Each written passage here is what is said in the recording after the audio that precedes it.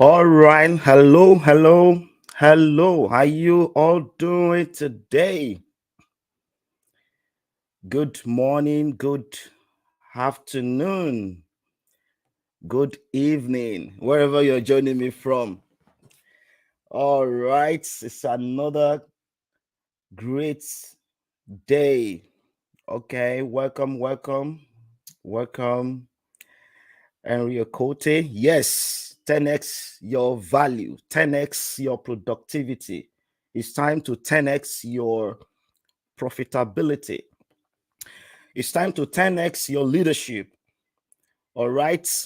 Share this link with everyone that you know. Right now, we are live on StreamYard. And then if you're watching me on Instagram, okay, if you want to join us in the room, I will encourage you to go to my bio link, click the link and register. Okay. We're live on StreamYard. We're live on YouTube as well. We're live on Facebook. Okay, so welcome everybody. If you're there, I want to encourage you to share this link with all leaders that you know. Okay, today is for leaders, today is for HR professionals, business leaders, entrepreneurs, anyone who wants to scale his or her leadership, anyone who wants to move things ahead in the organization, who wants to 10x productivity, leadership, uh, productivity, and profitability across the team and in your own team. Okay, it's going to be a great time today. It's going to be fun. It's Saturday. I'm here, super excited. By the way, I have um, cold this morning, but I believe I'm going to be okay. All right, I'm going to be okay. So I have my tea here just to sip to take care of my throat. All right. So let's do this. Let's do this. I'm committed to this. No matter what is going on, I'm committed to your growth. I'm committed to your development. I'm committed to what you are capable of becoming. I'm committed to you building your potential and becoming the best that you can be. All right. So if you are live on Instagram, if you want to join us in the room, I encourage you to go to my bio link and click the link, register to join us live in the room. If you're watching us, let me know where you're joining from. Where are you joining from? All right, let me know your name. I would love to meet you. Okay, are you a CEO of a company? Are you a business leader? I would love to meet you today. Today, we want to talk about how to build high performing teams. How to build high performing teams. If you can hear me, can you just say yes? Let me know that you can hear me. Let me know that you can hear me. Let me know where you're joining from. Okay. Yes. Okay. I see. Yes. Yes. Welcome. Welcome. All right. So let's get into today's message: how to build high performing teams. This is one of the top principles that every leader must understand. Building high performing teams. Building high performing teams. By the way, let me quickly um set the stage so that we can understand the goal for today. Today we want to focus on understanding how to transition from self leadership to leading a team. Okay, remember the 5 levels of scalable leadership, the framework. The first level is self leadership. So we've looked into how to lead you, starting with yourself, because you cannot equip and lead others if you are not equipping and leading yourself. So that's where everything starts from. Everything starts with you. All right. And nothing rises except you rise. Okay. Nothing goes up except you go up. Nothing increases around you until you make a decision to increase. So, and then we talk about that last session we met. about you developing you starting with you leading you. All right. So we want to look into transitioning from self-leadership into leading a team today. All right. And then we're going to talk about the importance of teamwork and collaboration. We're going to talk about effective team communication and feedback, the power of communication and feedback, and then coaching and mentoring your team. What does it mean to coach and mentor your team? Coaching is not the same thing as a mentorship, all right? Mentoring and the coaching are not the same. We're going to look into that. And then building a team growth plan. Last time we met, we talked about having your own personal growth plan. So today is going to be building your team growth plan. How can you build your team's growth plan? By the way, remember, everything starts with you. You cannot scale a bad you. Does that make sense? All right. I want you to tweet that to someone or send that to someone. All right. Write it somewhere. You cannot scale a bad you. If you want to build a high performing team, everything starts with a good you. All right. Does that make sense? Everything starts with a good you, because a great leader will build a great team. Okay. All right. So you need to equip you and lead you before you can equip and lead a team. I grew up going to the farm with my father. I remember one day we planted some corns and, corns, the seeds and all that. And I began to think, I was a teenager, and I began to think about the power of the seed. I'm like, okay, what if I put the seed, or I'm requesting from the soil to give me an harvest? I wonder what the soil will tell me. The soil will tell me, hey, it is not about what you need. It is not all about what you hope for or what you dream for or what you want. It's all about what you deserve. Do you deserve? Hi, Mike. Welcome, welcome. Do you deserve a harvest? Hey, you don't deserve an harvest here if you have not planted a seed. The soil will tell me, I will give you what you deserve. So you need to plant some seeds for me to give you some harvests, right? So that got me thinking. Just imagine, I learned that when I was a teenager. The same thing is what you need to understand when it comes to building a high performing team, when it comes to you 10x your productivity, your profitability in your team. Your input will become your output. So if you don't plant any seed, any good seed in your team, don't expect great output. If you don't equip you, if you don't lead you, don't expect the production of a great team. It won't happen. So when it comes to scalable leadership, you need to become a great leader first, because a great leader will produce a great team. A good you will produce a good team. Does that make sense? Okay. So think about the seed you want to plant. See your team as the soil. So what kind of seed are you planting in your soil? All right. So the kind of seed you plant, the kind of nurture you put around the plantation or the seed that you have planted will determine the output that you are going to harvest at the end of the day.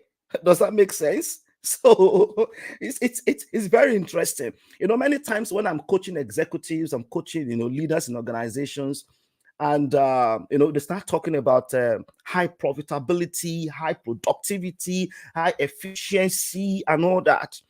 And one thing that concerns me is that many times they don't talk about them building themselves.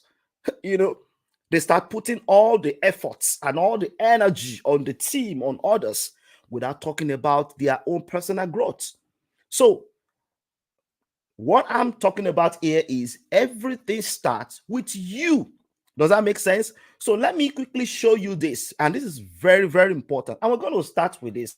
By the way, if you are joining us on Instagram, we're live right now on YouTube, and we're live on StreamYard. Okay, if you want to join us in the room on StreamYard, I encourage you to go to my bio link on Instagram. And of course, you can watch me live on Instagram as well. If you want to join the room, just go to my bio link and register, and then you will receive a link to join me live in the room. Okay. So I want us to get deep into this. Let's get into the details. Okay. It's going to be interesting. It's going to be interesting. So if you know a leader that needs to hear this, share this link with them and let them know, hey, there's something going on right now, and you need to hear this about how to transform your team. So look at this. I want to show you this. If you join our last session, uh, by the way, you will have seen this. This is the scalable leadership framework, and this is the framework. Okay, look at the framework. The first level is lead yourself. When it comes to the art of leadership, everything starts with self-leadership. Okay, and then the next level is lead a small team. So today we're going to focus on leading a small team and then transitioning into leading a big team. The key statement that you need to master today is this: unifiers are leaders. Scalable leaders are unifiers. They unify people, they unify professionals, they unify a group. Okay. So unifiers are scalable leaders who empower their teams to achieve what they never thought possible. What they never thought possible. And when it comes to unification, there are different structures of teams, but I have a recommendation that we're going to give to you today. All right. So when we get into an organization, let's say a small organization or a medium-sized organization or a large organization. Okay, as you can see here, we have different, all these three levels of organizations. So let's say it's a small organization whereby you are the manager or you are a small business owner, right? Or you are overseeing a group of maybe between 5 and 10 people or employees. Or let's say maybe you are the project manager or maybe a scrum master, if you understand agile way of working, or maybe just starting up. So these are the levels. So if you have a small organization that means you are leading a group of people between 5 and 10. A medium size, maybe between 15 and 20 people. A large organization, maybe between 30 and 50 employees. So if you are leading a big team, then that means you are leading maybe a group of people between 50 and 100. Medium-sized organization could be between 150 and 200. It depends on how the organization is structured. So the first thing we try to understand is to know the kind of services and the product that you are, selling. Okay, the kind of problem you are solving with your business. And then once we understand that, then we help you to understand the kind of structure. We look at the market. We look at the kind of structure that will help your vision to be actualized. Okay, whether it's a product or a service. So look at this structure, as you can see here. These are good recommendations, and we have used this to help many organizations, across the world. And look at this. Let's say a large organization, and it could be maybe you are a senior director or an executive, manager, leading maybe between 300 and 500 employees in a multinational corporation. Here is our recommendation. According to Scale Agile, okay, we recommend that you should have a small team between 5 and 10 members collaborating and working together. We're talking about professionals. And remember, we are focusing on you building high-performing teams. So, and a big team could be a very much structured group of people coming together to work together, to collaborate together. So there must be a lot of cross-functional collaboration systems that you need to put in place here. Okay, so I'm going to give you a lot of information today about how to build your team and how to structure your team, whether your business is a small business or a medium-sized business or a large organization. It's the same thing. All right, it's the same thing, the same principle, but you need to understand how to scale, because if you don't learn how to scale, your organization won't grow. Okay, your business won't grow. You won't be able to 10x your productivity and your profitability. Okay. So leading a small team, and this level typically involves a single scalable team with 5 to 10 members collaborating on a specific project or product. Leading a big team, this level involves multiple scalable teams, and that is usually between 50 and 125 individuals working together under a scalable structure to deliver large solutions. So, here is what I want you to know today, and this is very important, and I want you to follow me carefully. Everything is possible for you as a leader. You can help everyone working within your organization to become scalable. Okay, first things first. I have a question for you as a leader, whether you are a business owner, an entrepreneur, or an HR professional. First things first, do you know your team members? Do you know the people that are working with you? See, great business leaders and entrepreneurs are great unifiers. And like I said, unifiers are scalable leaders who empower their teams to achieve what they never thought possible. So a team is not, it's not a group of people just working together. No, no, no, no, no. That's not a team. Because you can have a group of people together and not working together as a team.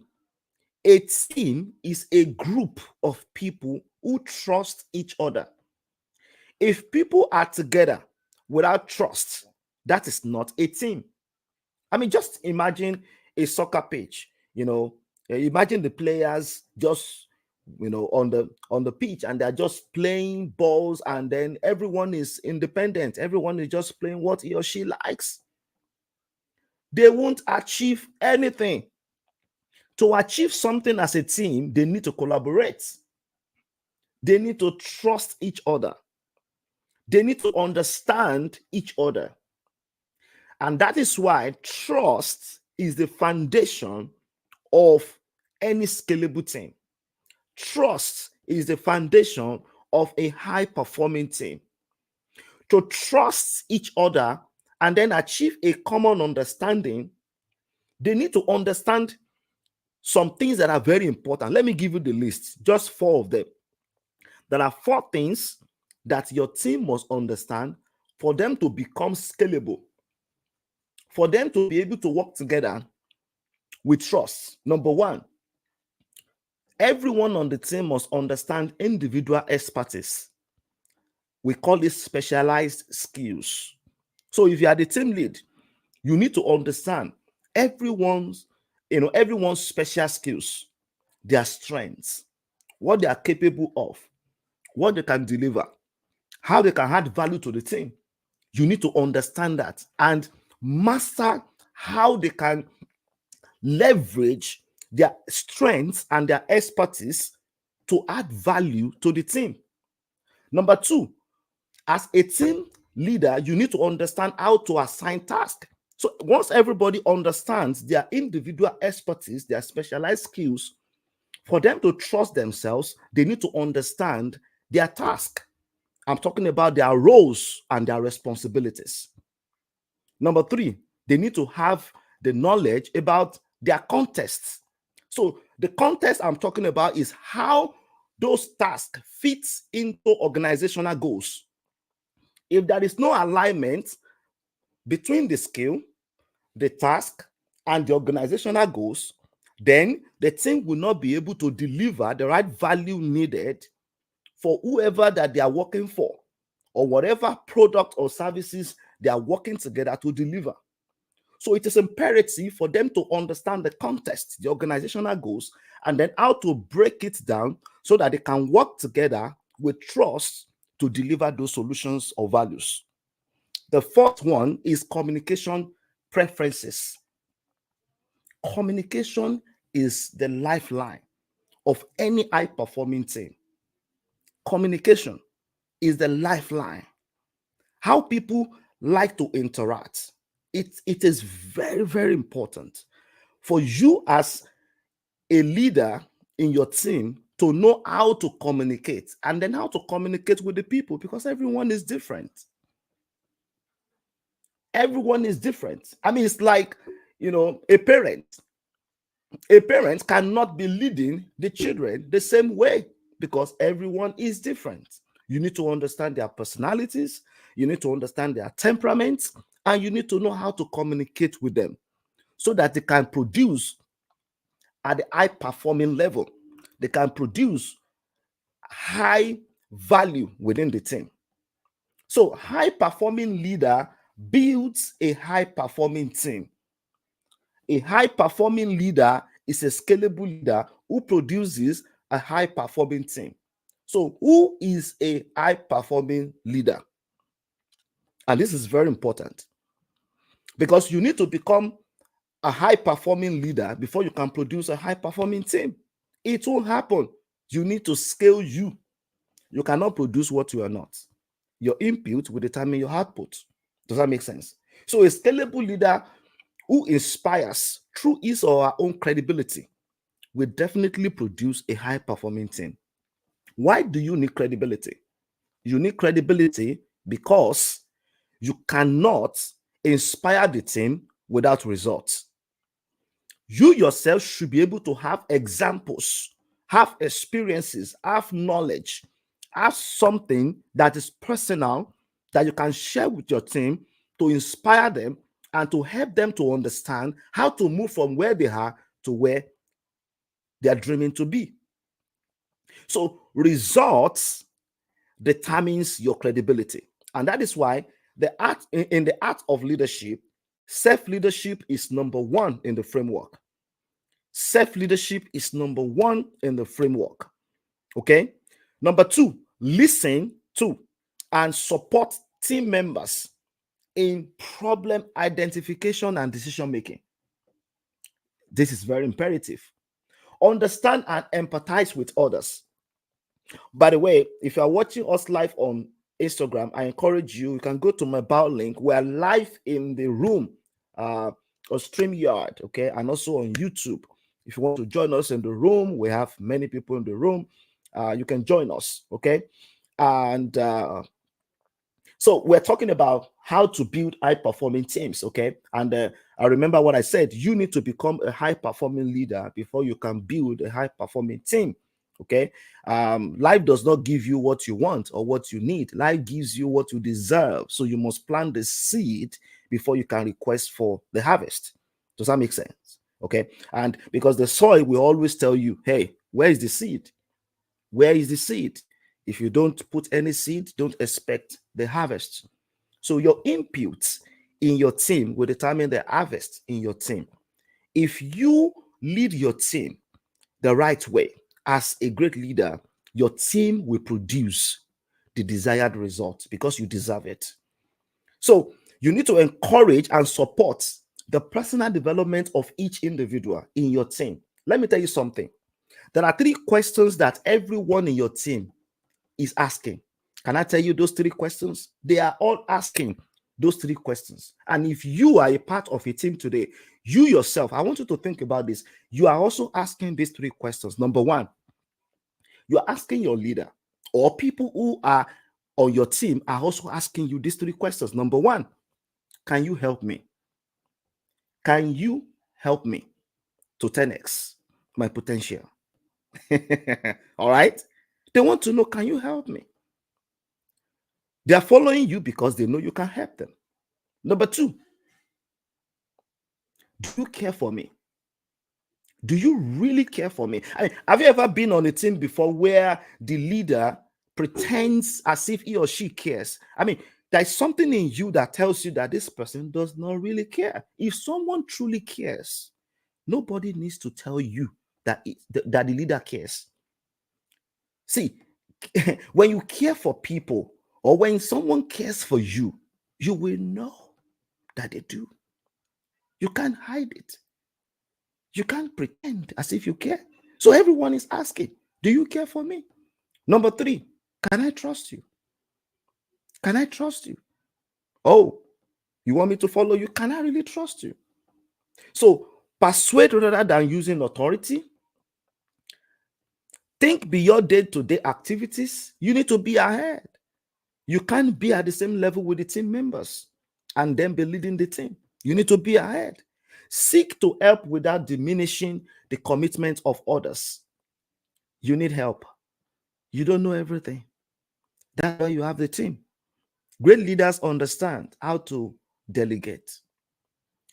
They know what to delegate because they know they can't do everything. So they look at their weaknesses and then they delegate. They assign people to take care of their weaknesses. And the more they scale, the more they delegate. Great leaders understand that. As a team lead, you understand that you need to be open and appreciate openness in others. For you to become a scalable leader and for you to produce a great team, you need to understand what we call servant leadership. Because a scalable leader is a servant leader. All right. And a servant leader knows that their growth comes from facilitating the growth of others who deliver the results. Can I say that again? Let me say that again. I don't want you to miss this. A scalable leader is a servant leader. And a servant leader knows that their growth comes from facilitating the growth of others who deliver the results. So, as the person who is leading the team or the organization, you are focusing on the growth of other people. There was an executive who asked me a question one time that, hey, Wally, I want to grow my business. I want to expand my business. I want to increase my profitability. I want to increase my productivity. I just want us to increase our ROI. Can you help me? I said, okay, yes, let's go. Let's do it. You know what? Eventually, I realized that this executive was interested not just in was interested in the growth of the business without focusing on the growth of the people. And I told him, I said, sir, to grow your business, grow your people. He said, okay. I said, yes. All right, we're going to start with you and then we're going to move to your team and your teams. Let's grow them. When we grow them, when they become the CEO of their own development, when you become committed to their development, to their growth, they will deliver the results that you are dreaming for. Because good leaders must first become good servants. Good leaders must be ready to serve their people, must be ready to focus on the growth of others. When you focus on the growth of others, people will deliver the expected results. You want to grow your business, grow your people. You want to grow your profitability, grow your people. You want to expand your business, expand the mind of your people. 10x their leadership. Be intentional about their growth. Don't just leave it like they will grow. Don't leave them to grow themselves. Be intentional about growing them. Have a growth plan for them. So let me give you some common attributes of high-performing teams, because I want you to check your organization today, check your own business today, your own environment. You can actually start from your family, because your family is a team. All right. I usually encourage people to see their families as businesses, because a family should be an organization. Most people don't know, and they don't treat their families as an organization. See your family as an organization. See your family as a business. See your family as a team. And in a team, in an organization, there must be a vision. That means you must have a family vision. There must be a mission. That means you must have a family mission. There must be core values. That means you must have your family core values. Does that make sense? So all these things are very important to guide your family towards the direction that you want to go. So here are the common attributes of high-performing teams. So if you cannot see all these attributes, then that means your team is not performing at the highest level. Number one, self-organizing. Your team must be self-organizing. Are you always looking for ways to help them, or you are just you cannot even get away for a while. You are always micromanaging them, checking them. Are you all doing what you're supposed to do? Always you are micromanaging them. Self-organizing. If they are not self-organizing, then there is an issue. You need to I will encourage you to go to our website and go and check our team assessment link. I want you to assess your team to know your current issues and your current situation right now, and let's see how we can support you, how we can collaborate with you and your organization. Number 2, effective decision making. Number 3, open and clear communication. Number 4, value diversity. These are powerful attributes if you want to understand a high performing team and how a high performing team should be shaped. Mutual trust. Remember, trust is the foundation of any high performing team. Healthy conflict. Yes, healthy conflict. Don't run away from conflict. As long as you have human beings, there will be conflict. But there is something we call healthy conflict. And also there is something we call unhealthy conflict. Healthy conflicts is okay. Don't run away from them, because people are different. They have different personalities, okay? And they have different background. They have different opinions. They have different core values before coming together as a team. They are professionals, different skills, okay? All of them grew up differently. So they have different mindsets before coming together. You cannot expect everyone to have the same view. Everyone can be looking at the same thing and interpret the same thing differently because they are different. Does that make sense? So don't expect people to see things the same way. So let them have healthy conflict. Let them discuss. Put away assumptions, thinking you know people without knowing them. All right? It's okay to have different views and then eventually agree, because they are working together as a team and they trust each other. That is mutual trust. Clear goals and purpose, concentration and focus, ownership and accountability. Those are very important. Every team that is performing at the peak level, go and check them. They understand their impact in the organization. They are not just working. They know the kind of value they are adding, because within the organization, there is great communication. So they know their value because they are well appreciated. They are aligned, and it's collaborative. They are safe because they have a safe environment, because the leader creates the safe environment. So they know that it's okay to take risk, to take calculated risk. They know it's safe. So they try, they fail, they learn, they improve, and they do it all over again. They are not afraid to fail because the environment is safe. Who creates that environment? You, the leader, the scalable leader. And that's why everything starts with you. See, a high performing team has what I call the effective, timely feedback. They receive feedback, they reflect on their progress, they review, and then they look for ways to improve every time. And that is why every high performing team understands the power of continuous improvement. They have sufficient resources for local control. They understand that success, focuses over. They focus on success over failure avoidance. Let me put it that way. They focus on success over failure avoidance. They are not avoiding failures. They understand that it's normal to fail. So they have the abilities to balance challenges when things happen, and then they have fun. They have fun together. They work together. They have fun together. All right. They do it hard together and they have fun together. So let me just quickly give you something as a leader. If you're out there and you're listening to this, there was a team that I had to help in our organization. And then when we got to the organization, by the way, um, the first thing we realized was that they did not understand the levels and the stages of high performing teams.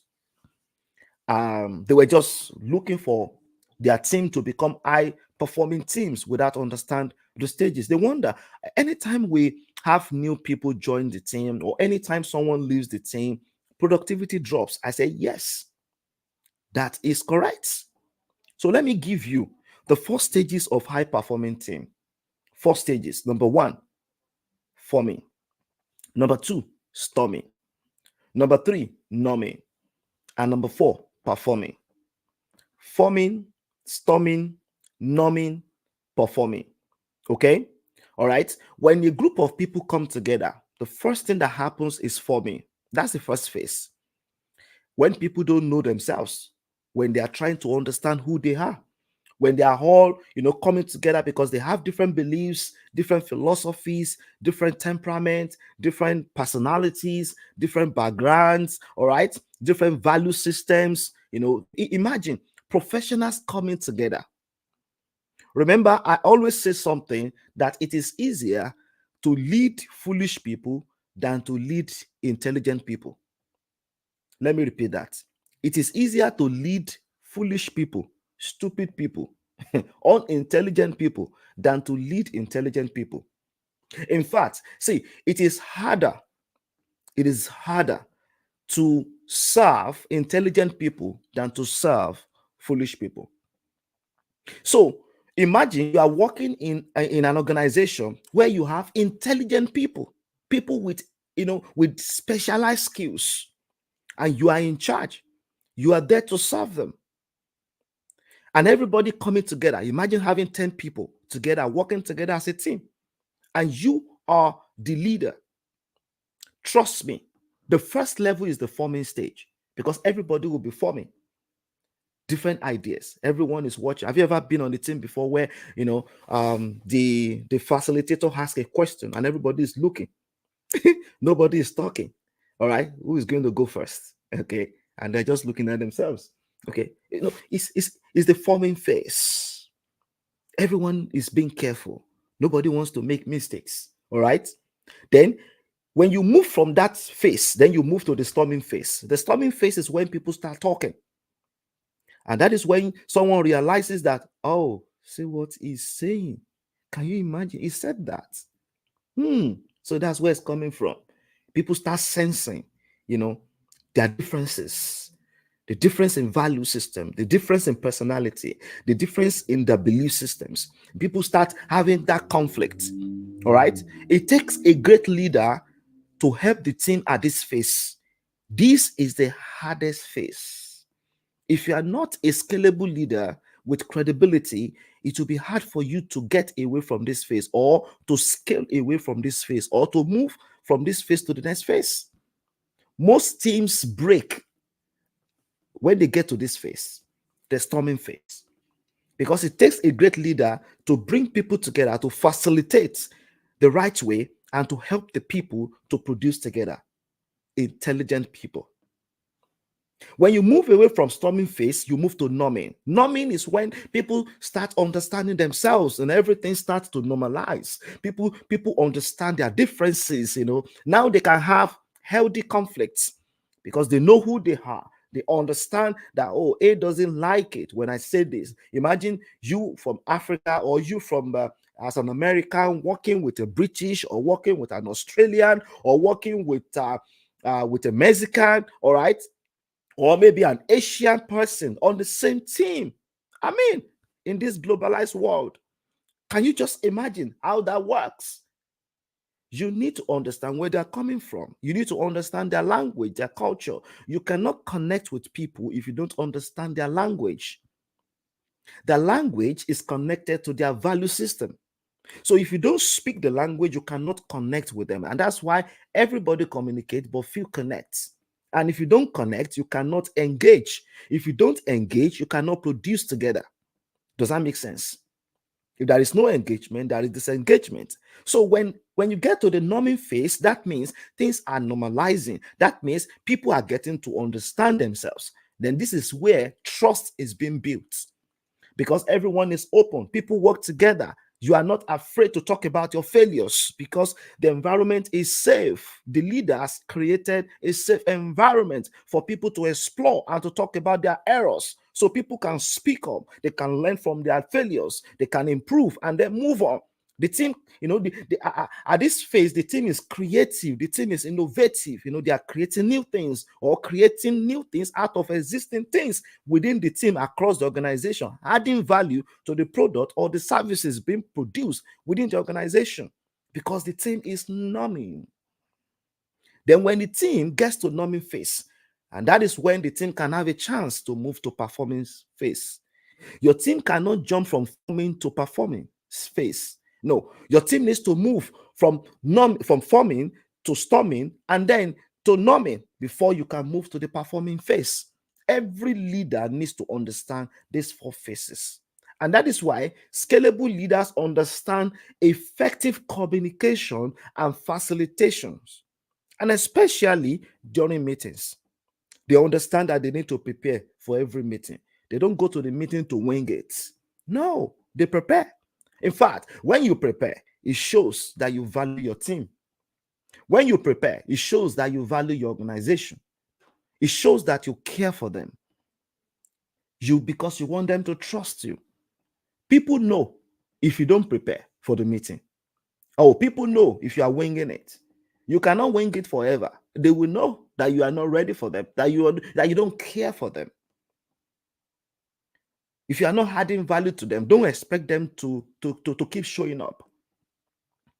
There is clear communication of purpose and agenda. People understand what to expect.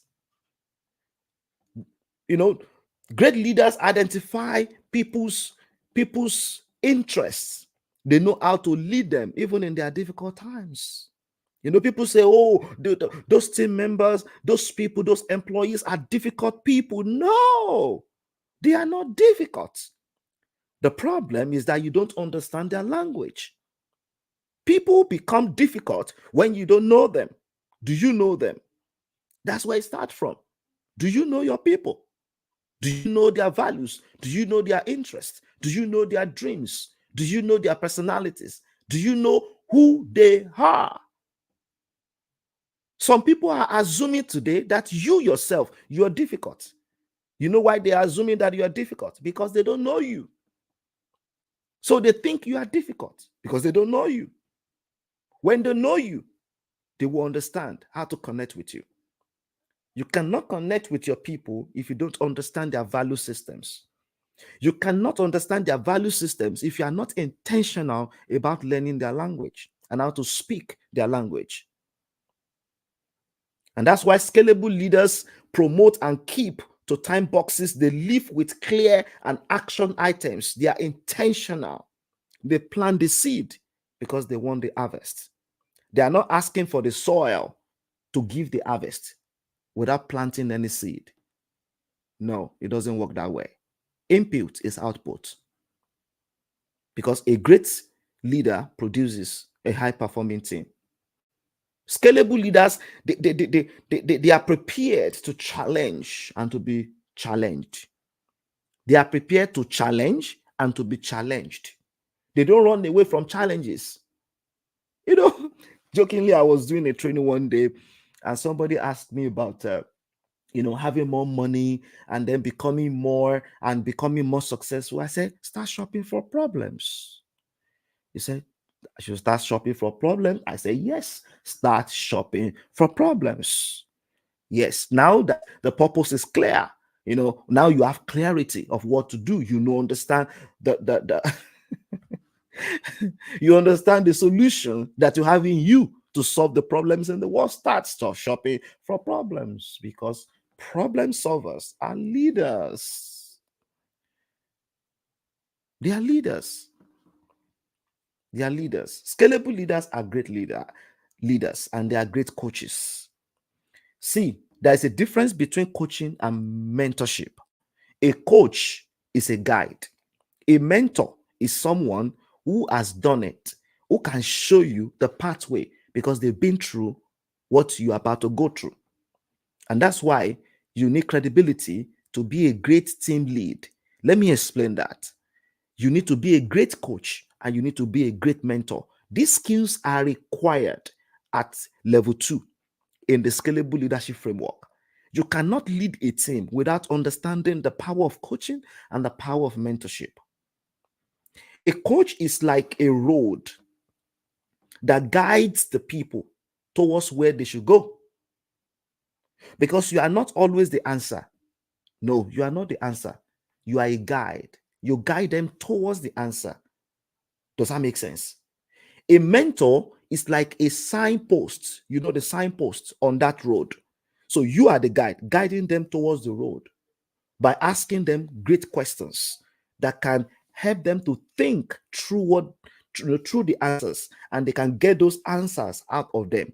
A mentor is like a signpost, like a stop sign, a yield sign on the road, right? Like 40 miles per hour, all those signs telling you stop here, like the red light, telling you hold on, yield.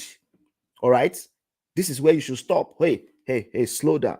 Okay, now move fast. Okay, those signs is what we call mentorship, because a mentor understands what you should do and what you shouldn't do.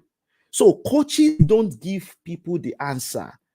Instead, they guide people to the solution. They help them to think.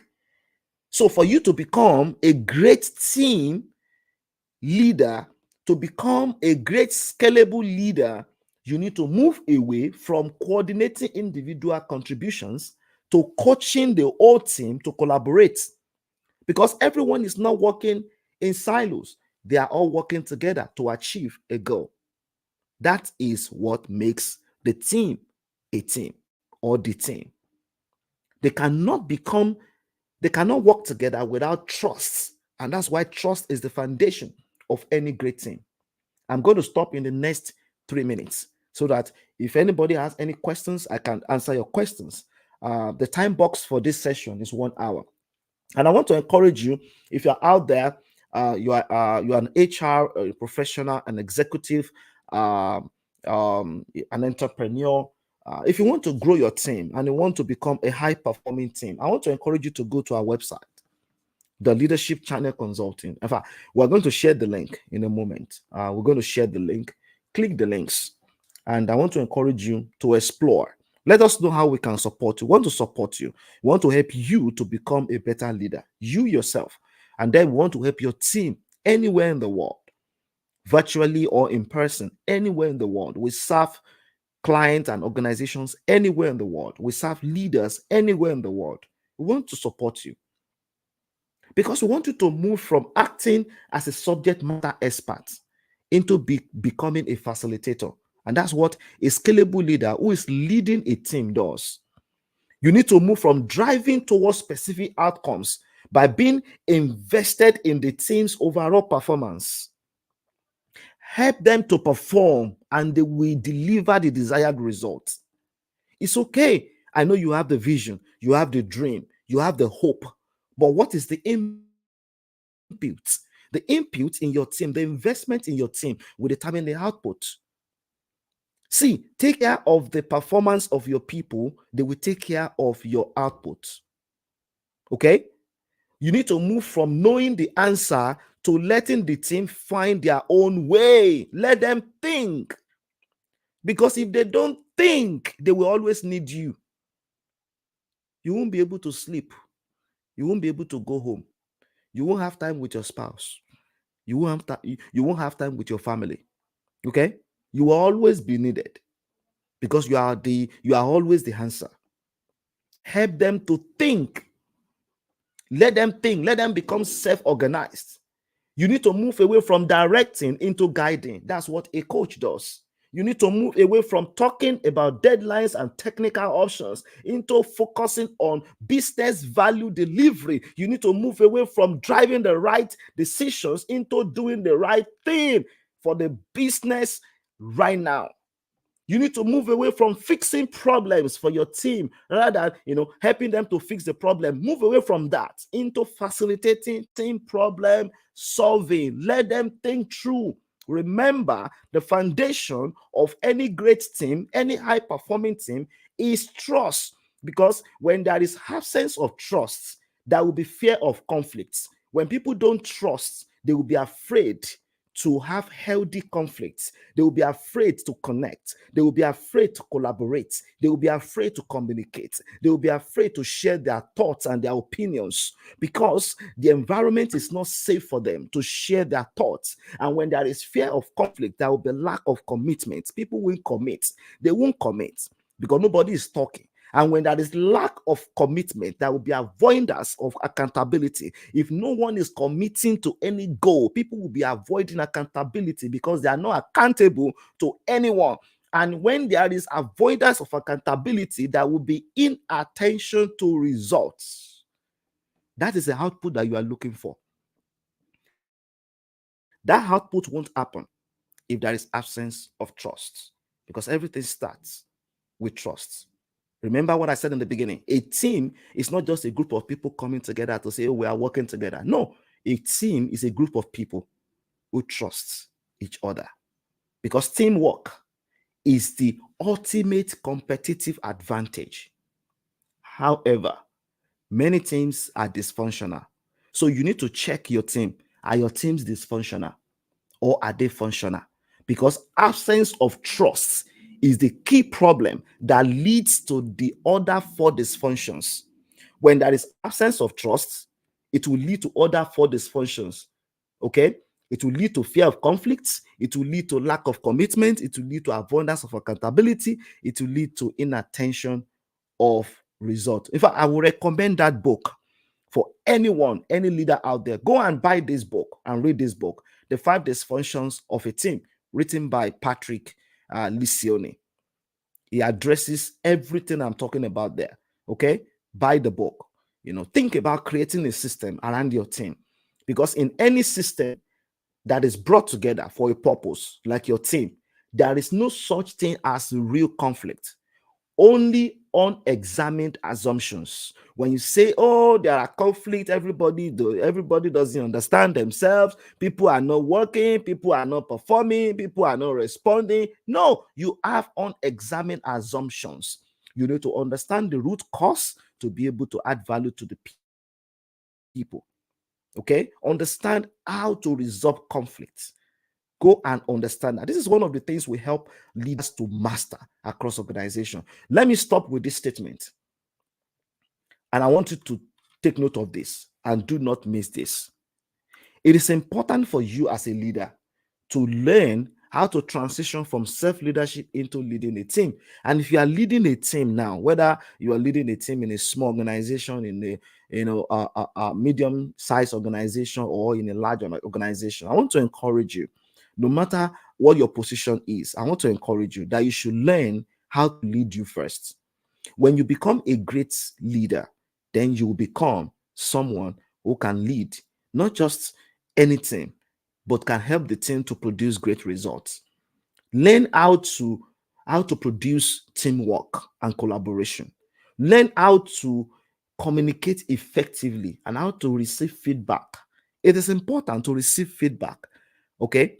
And don't take a feedback as an attack.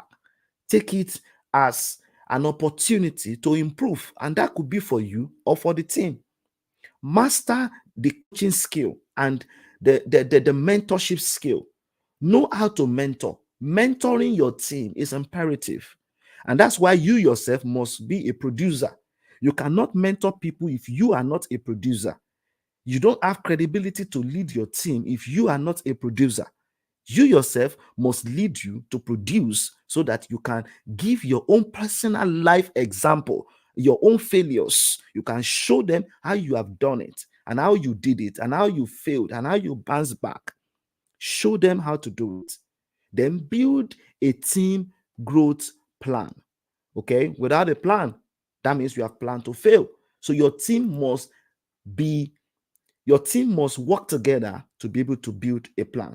And they need to know, where are we going? Then what do we need to do today to get there? Because today matters. All right. Thank you so much for all the leaders out there. We have all the links there. Everything starts with a good you. That is very correct. Agogo. Thank you very much, Agogo. I like that. That's a very good catch. Everything starts with a good you. Very good initiative. Oh yeah, yeah, thank you. Building a team, your input determines your output. That is very correct. Your input determines your output. All right, we have all the links there. I want to encourage you to go and listen to go and click that link, click all those links. All right. Persuade rather than using authority. That is very correct. Okay, you need to understand how to persuade your team. Ask it the right questions and then supporting them. Do we have any questions from anyone? We have 6 minutes to go. A scalable leader is a servant leader. That is very correct, because your responsibility is to help your team to grow. All right, I get it. You have a plan, you have the hope, you have the dream. You have somewhere where you want the team to go, and where what the results you want the team to produce. That's okay. Focus on the growth of your people, and they will take care of the results. Does that make sense? Equip them. Equip them. Now, there are two ways of development. Number one is professional development, and number two is personal development. Many times, some leaders focus on professional development. So let's say someone is an IT professional, and the person just keeps acquiring certifications in that area of expertise. Yes, that is awesome. That is professional development. Then what about personal development? Working on their character, working on their attitude, helping them to build that teamwork, skill sets, the tool sets needed to lead themselves, to be able to work together, to collaborate, to connect, to communicate. Those are personal development skills. How are you helping them to grow? Okay.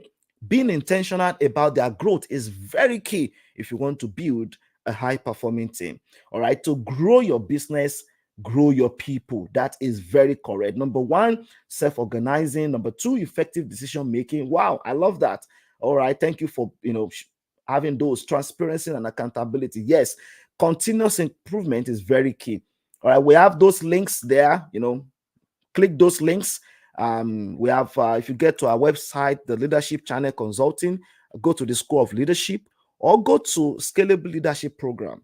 You will see those powerful things that you need to focus on, and then reach out to us. Let's see how we can work together to help you as a leader first, okay, and then to help your team to scale, and then to produce high performing teams within the organization. No matter how big your organization is, we can help you and we can support you. Let's collaborate.